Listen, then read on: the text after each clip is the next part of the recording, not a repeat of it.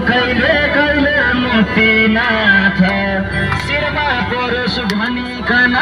देउताको हात एकाले भनार नागै माता छोडी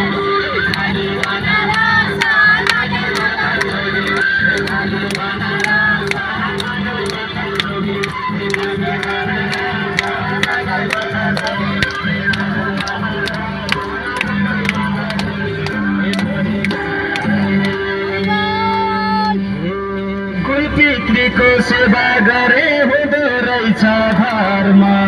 खाना पुग्छ राम्रो हुन्छ गरेपछि कर्म ए छडाको छु फुला रक्षा गर्दो